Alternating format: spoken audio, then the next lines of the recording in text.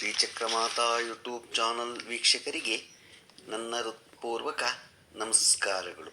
ಸುಭಾಷಿತ: ದೇವರಿಗೆ ನೀ ಎಷ್ಟೇ ನೀಡಿದರೂ ದೇವರು ನಿನ್ನ ಭಕ್ತಿ ಅಷ್ಟೇ.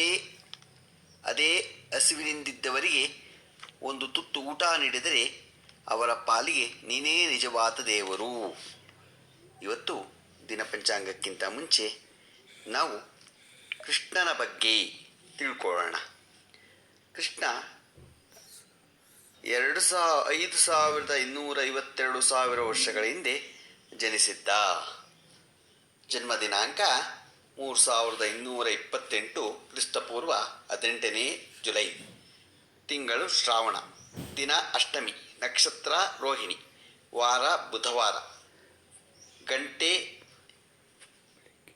ಬೆಳಿಗ್ಗೆ. ಶ್ರೀಕೃಷ್ಣ 7 ದಿನಗಳು 8 ತಿಂಗಳು ಮತ್ತು 125 ವರ್ಷಗಳ ಕಾಲ ಜೀವಿಸಿದ್ದ. ಮರಣ ಹೊಂದಿದ ದಿನಾಂಕ 3,102 ಕ್ರಿಸ್ತಪೂರ್ವ 18ನೇ ಫೆಬ್ರವರಿ. ಕೃಷ್ಣನಿಗೆ 89 ವರ್ಷ ವಯಸ್ಸಾಗಿದ್ದಾಗ ಮಹಾಯುದ್ಧ ಕುರುಕ್ಷೇತ್ರ ನಡೆಯಿತು. ಅವನು ಕುರುಕ್ಷೇತ್ರ ಯುದ್ಧ ನಡೆದ 36 ವರ್ಷಗಳ ನಂತರ ನಿಧನ ಹೊಂದಿದನು. ಮೃಗಶಿರ ಶುಕ್ಲ ಏಕಾದಶಿ 3,139 BC ಡಿಸೆಂಬರ್ 8ರಂದು ಕುರುಕ್ಷೇತ್ರ ಯುದ್ಧ ಪ್ರಾರಂಭವಾಗಿ 3,139 BC ಡಿಸೆಂಬರ್ 25ರಂದು ಮುಗಿಯಿತು. 3,139 BC ಡಿಸೆಂಬರ್ 21ರಂದು ಮಧ್ಯಾಹ್ನ 3ರಿಂದ ಸಂಜೆ 5ರವರೆಗೆ ಕೃಷ್ಣನಿಂದಾಗಿ ಸಂಭವಿಸಿದ ಸೂರ್ಯಗ್ರಹಣ ಜಯದ್ರಥ ಸಾವಿಗೆ ಕಾರಣವಾಯಿತು.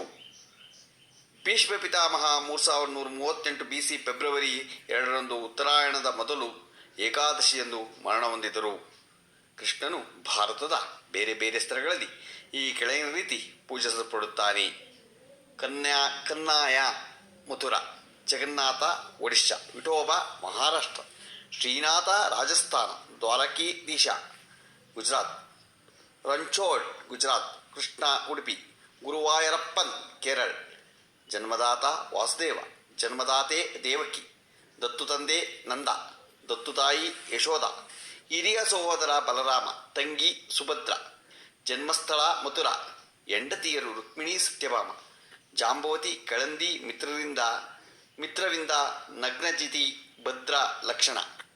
ಕೃಷ್ಣ ತನ್ನ ಜೀವಿತಾವಧಿಯಲ್ಲಿ ಕೇವಲ 4 ಜನರನ್ನು ಕೊಂದಿದ್ದಾನೆ ಎಂದು ವರದಿಯಾಗಿದೆ. ಚಾಣೂರ ಕುಸ್ತಿಪಟು, ಕಂಸ ಅವನ ಮಾವ, ಶಿಶುಪಾಲ ಅವನ ಸೋದರ ಸಂಬಂಧಿ, ದಂತವಕ್ರ ಅವನ ಸೋದರ ಸಂಬಂಧಿ. ಜೀವನವು ಕೃಷ್ಣನಿಗೆ ನ್ಯಾಯಯುತವಾಗಿರಲಿಲ್ಲ. ಅವನ ತಾಯಿ ಉಗ್ರ ಕುಲದವರು ಮತ್ತು ತಂದೆ ಯಾದವ ಕುಲದವರಾಗಿದ್ದು ಅವರದು ಜನಾಂಗೀಯ ವಿವಾಹವಾಗಿತ್ತು. ಕೃಷ್ಣನು ಕಪ್ಪು ವರ್ಣದವನಾಗಿ ಜನಿಸಿದನು. ಅವನ ಜೀವನದುದ್ದಕ್ಕೂ ಅವನಿಗೆ ಹೆಸರಿಡಲಾಗಲಿಲ್ಲ. ಗೋಕುಲದ ಇಡೀ ಹಳ್ಳಿಯ ಅವನನ್ನು ಕಪ್ಪು ಬಣ್ಣದವನು ಅಂದರೆ ಕರ್ಣ ಎಂದು ಕರೆಯಲು ಆರಂಭಿಸಿತು. ಅವನು ಕಪ್ಪು ಬಣ್ಣವನ್ನು ಕುಳ್ಳ ಮತ್ತು ದತ್ತು ಪಡೆದವನು ಎಂದು ಅಪಹಾಸ್ಯ ಮಾಡುತ್ತಿದ್ದರು. ಕೃಷ್ಣನ ಬಾಲ್ಯವು ಹಲವು ಮಾರಣಾಂತಿಕ ಸಂದರ್ಭಗಳಿಂದ ಕೂಡಿತ್ತು. ಕೃಷ್ಣನ 9ನೇ ವಯಸ್ಸಿನಲ್ಲಿ ಬರ ಮತ್ತು ಕಾಡು ತೋಳಗಳ ಹೆದರಿಕೆ ಅವರನ್ನು ಗೋಕುಲದಿಂದ ವೃಂದಾವನಕ್ಕೆ ಸ್ಥಳಾಂತರಿಸಿತು. ಅವರು ವೃಂದಾವನದಲ್ಲಿ 10 ವರ್ಷ ಮತ್ತು 8 ತಿಂಗಳವರೆಗೆ ಇದ್ದರು. ಕೃಷ್ಣನು ತನ್ನ 10 ವರ್ಷ ಹಾಗೂ 8ನೇ ತಿಂಗಳಲ್ಲಿ ವಯಸ್ಸಿನಲ್ಲಿ ಮಾವ ಕಂಸನನ್ನು ಮಥುರಾದಲ್ಲಿ ಕೊಂದನು. ನಂತರ ಅವನು ತನ್ನ ಹೆತ್ತ ತಂದೆ ತಾಯಿಯನ್ನು ಬಿಡುಗಡೆಗೊಳಿಸಿದನು. ಅವನು ಮತ್ತೆ ವೃಂದಾವನಕ್ಕೆ ಮರಳಲಿಲ್ಲ. ಸಿಂಧೂ ರಾಜ ಕಾಲಯವನನ ಬೆದರಿಕೆಯಿಂದಾಗಿ ಅವರು ಮಥುರಾದಿಂದ ದ್ವಾರಕೆಗೆ ವಲಸೆ ಹೋಗಬೇಕಾಯಿತು. ಕೃಷ್ಣ ಗೋವಂತಕ ಬೆಟ್ಟದ ಮೇಲೆ, ಈಗ ಗೋವಾ, ವೈನಾತೆಯ ಬುಡಕಟ್ಟು ಜನಾಂಗದವರು ಸಹಾಯದಿಂದ ಜರಸಂಧನನ್ನು ಸೋಲಿಸಿದನು. ಅವನು ದ್ವಾರಕಾವನ್ನು ಪುನರ್ನಿರ್ಮಿಸಿದನು. ನಂತರ ಅವನು 16ರಿಂದ 18ನೇ ವಯಸ್ಸಿನಲ್ಲಿ ತಮ್ಮ ಶಾಲಾ ಶಿಕ್ಷಣವನ್ನು ಪ್ರಾರಂಭಿಸಲು ಉಜ್ಜಯಿನಿಯಲ್ಲಿ ಸಂದೀಪಿನಿ ಆಶ್ರಮಕ್ಕೆ ತೆರಳಿದನು. ಕೃಷ್ಣನು ತನ್ನ ಗುರುಗಳ ಮಗ ಪುನರ್ದತ್ತ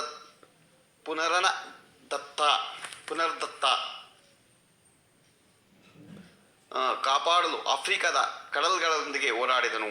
ಈತನು ಗುಜರಾತ್ನ ಸಮಯದ ಸಮುದ್ರ ಬಂದರು ಪ್ರವಾಸದ ಬಳಿ ಅಪಹರಿಸಲ್ಪಟ್ಟನು. ಕೃಷ್ಣನ ಶಿಕ್ಷಣದ ನಂತರ ಅವನು ತನ್ನ ಸೋದರ ಸಂಬಂಧಿಗಳಾದ ಪಾಂಡವರ ಅರಮನೆಯ ವಾಸದ ಬಗ್ಗೆ ತಿಳಿದುಕೊಂಡು ಅವರನ್ನು ಮೇಣದ ಮನೆಯಲ್ಲಿದ್ದ ಅಪಾಯದಿಂದ ರಕ್ಷಿಸಿದನು. ನಂತರದಲ್ಲಿ ಪಾಂಡವರು ದ್ರೌಪದಿಯನ್ನು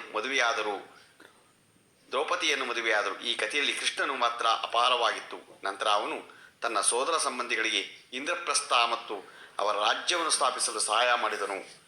ದ್ರೌಪದಿ ವಸ್ತ್ರಾಪರಣ ಸಂದರ್ಭದಲ್ಲಿ ಕೃಷ್ಣನು ಅವನನ್ನು ರಕ್ಷಿಸಿದನು.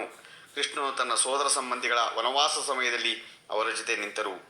ಅವನು ಪಾಂಡವನೊಂದಿಗೆ ಇದ್ದು ಕುರುಕ್ಷೇತ್ರ ಯುದ್ಧವನ್ನು ಗೆಲ್ಲುವಂತೆ ಮಾಡಿದನು. ಅವನು ತಾನು ಆಳಬೇಕಾಗಿದ್ದ ನಗರ ದ್ವಾರಕಾ ಸಮುದ್ರದಲ್ಲಿ ತೊಳೆದು ಹೋಗಿದ್ದನ್ನು ನೋಡಿದನು. ಕೃಷ್ಣನನ್ನು ದ್ವಾರಕಾದ ಹತ್ತಿರ ಕಾಡಿನಲ್ಲಿ ಜನ ಎಂಬ ಬೇಟೆಗಾರ ಕೊಂದನು. ಕೃಷ್ಣನ ತನ್ನ ಜೀವನದುದ್ದಕ್ಕೂ ಶಾಂತಿಯಿಂದ ಇದ್ದ ಒಂದು ಕ್ಷಣವೂ ಇರಲಿಲ್ಲ. ಪ್ರತಿ ತಿರುವಿನಲ್ಲಿ ಅವನು ದೊಡ್ಡ ಸವಾಲುಗಳನ್ನು ಹೊಂದಿದ್ದನು. ಕೃಷ್ಣ ಎಲ್ಲವನ್ನೂ ಮತ್ತು ಇವರನ್ನೂ ಜವಾಬ್ದಾರಿಯುತ ಪ್ರಜ್ಞೆಯೊಂದಿಗೆ ಎದುರಿಸಿದನು ಮತ್ತು ಯಾರೊಂದಿಗೂ ಸಂಬಂಧ ಹೊಂದಿರಲಿಲ್ಲ. ಕೃಷ್ಣ ಗತ ಹಾಗೂ ಭವಿಷ್ಯವನ್ನು ತಿಳಿದಿದ್ದ ಏಕೈಕ ವ್ಯಕ್ತಿಯಾಗಿದ್ದ. ಆದರೂ ಅವನು ಯಾವಾಗಲೂ ಆ ಕ್ಷಣದಲ್ಲಿ ವಾಸಿಸುತ್ತಿದ್ದನು. ಕೃಷ್ಣ ಮತ್ತು ಕೃಷ್ಣನ ಜೀವನವು ಪ್ರತಿಯೊಬ್ಬ ಮನುಷ್ಯನಿಗೂ ನಿಜವಾಗಿಯೂ ಒಂದು ಉದಾಹರಣೆಯಾಗಿದೆ.